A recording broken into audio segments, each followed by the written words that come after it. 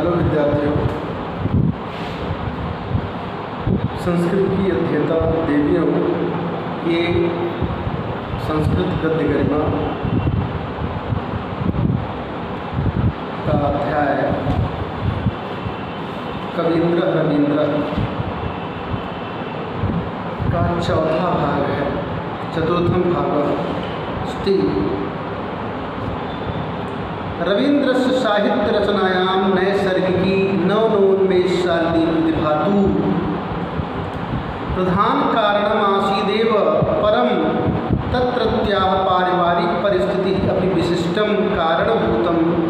यथा गृहे प्रतिदिनं साहित्यिकं वातावरणं कलासाधनायाः गतिविधयः नाटकानां मंचनानि संगीतगोष्ठयः चित्रकलानां प्रदर्शनानि देश सेवा कर्माणि सदैव भवन्ति स्म।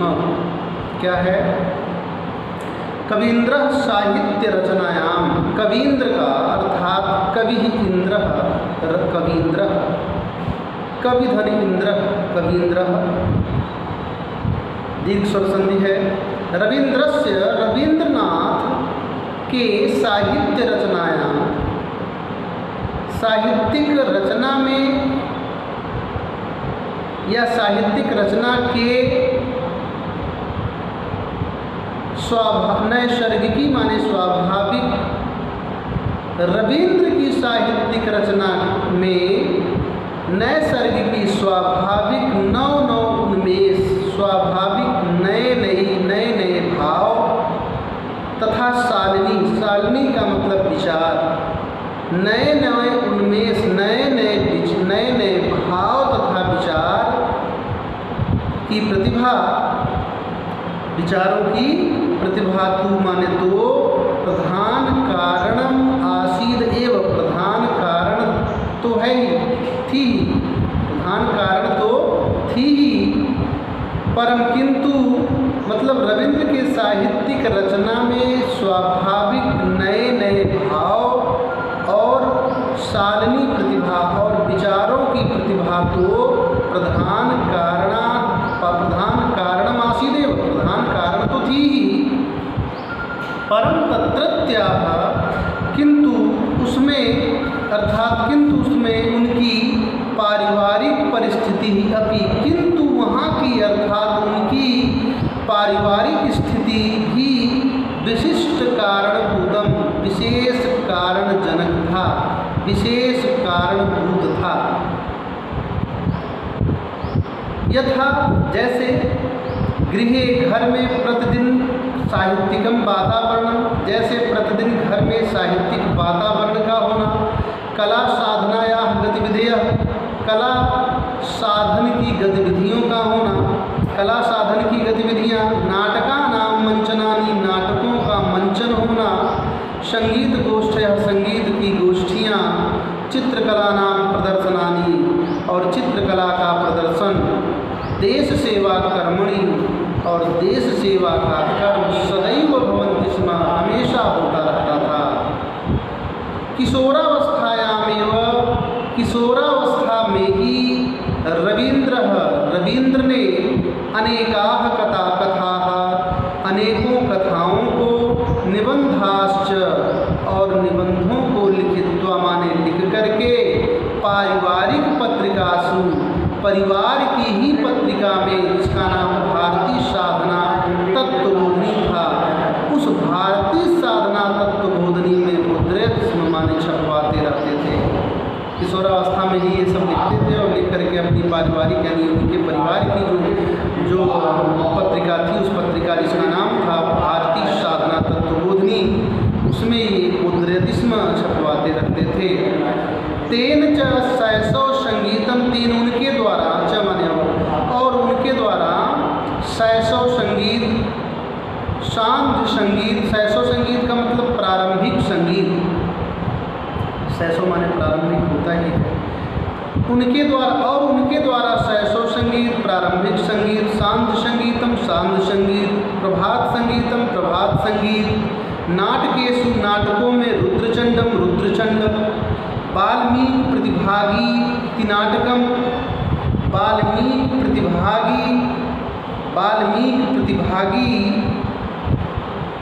नाटक विसर्जन राजर्षि चोखेर वाली चित्रांगदा कौड़ी ओकमल गीतांजलि इत्यादि बहवो ग्रंथाः विरचिताः। बहुत से ग्रंथों को रचित किया गया, लिखा गया।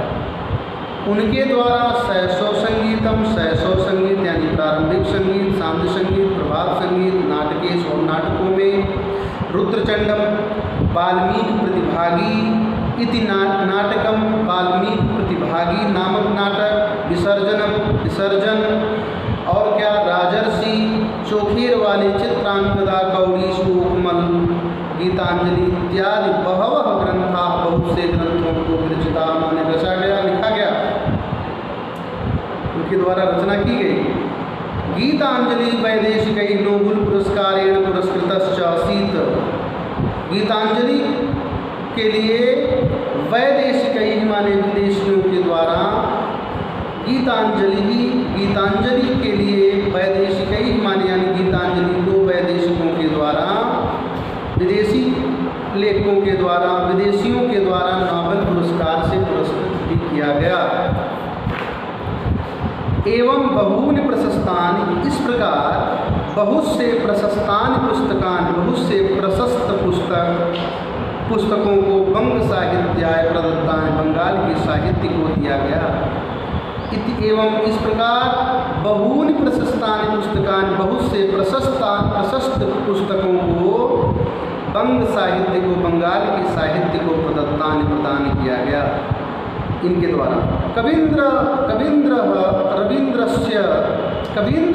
की प्रतिभा कवितासु नाटकेषु उपन्यासेषु निबंधेषु समान रूपेण उत्कृष्टा दृश्यते। रवींद्र की प्रतिभा कथाओं में, कविताओं में, नाटकों में, उपन्यासों में, निबंधों में समान रूप से उत्कृष्ट यानी श्रेष्ठ दृश्यते माने दिखाई देते हैं, उत्कृष्ट दिखाई देता है। सत्य ही गीतांजलि चित्रांगदा, सत्य है कि गीतांजलि और चित्रांगदा कला की दृष्टि से महाकवेः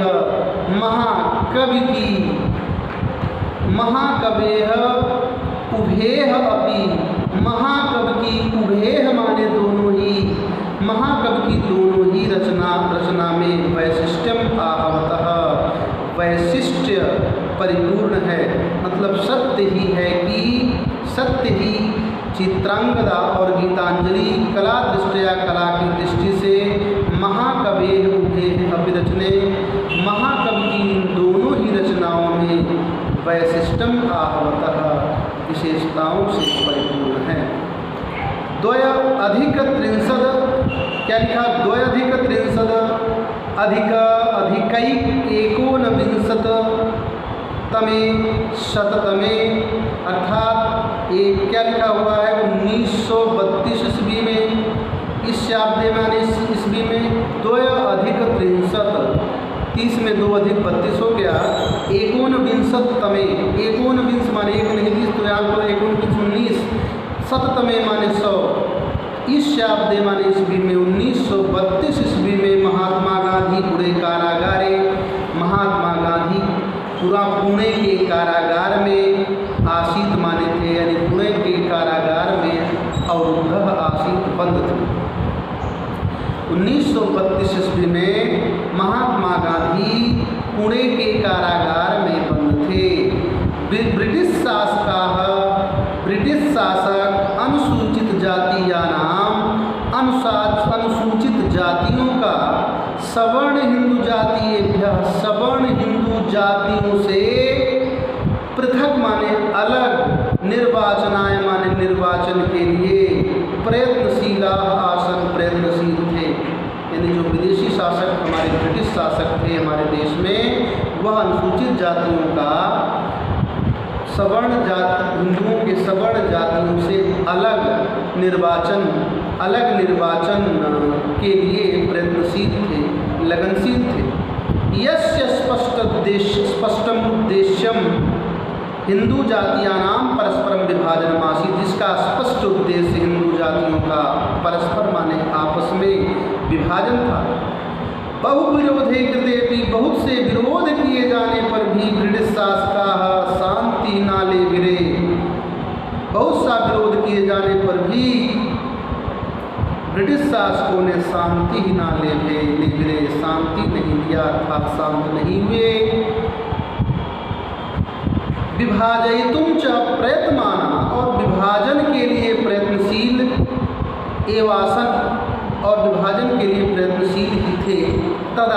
तब महात्मा गांधी हिंदू जातिषु ऐक्यम स्थापयितुं, तदा माने तब महात्मा गांधी ने हिंदू जातियों में ऐक्यम स्थापयितुं, एकता को स्थापित करने के लिए कारागार में ही आमरण अनशन प्रारंभ कर दिया।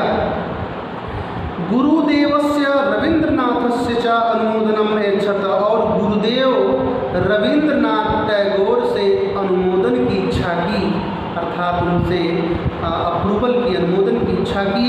यतश्च, और क्योंकि महात्मा गांधी गुरुदेवस्य रविंद्रस्य केवलम आदरमेव न करोत, क्योंकि महात्मा गांधी गुरुदेव रविंद्रनाथ टैगोर की केवल आदर ही नहीं करते थे, अपितु यथाकालम, अपितु समय समय पर, और अपितु उचित समय पर, यानी समय समय पर समीचीन समीचीन और समय समय पर उचित सम्मान के साथ, यानी उचित समय पर उचित सम्मान से मुखम अपि इच्छते स्म, मुख को भी देखने की इच्छा करते थे, अर्थात उचित समय पर मिलने की भी, यानी समय समय पर मिलने की भी इच्छा करते थे। महात्मा एनम कवींद्रम रविंद्रम गुरुम अमन्यत, महात्मा गांधी एनम माने इस रविंद्र को गुरुम अमन्यत माने गुरु मानते थे। रविंद्र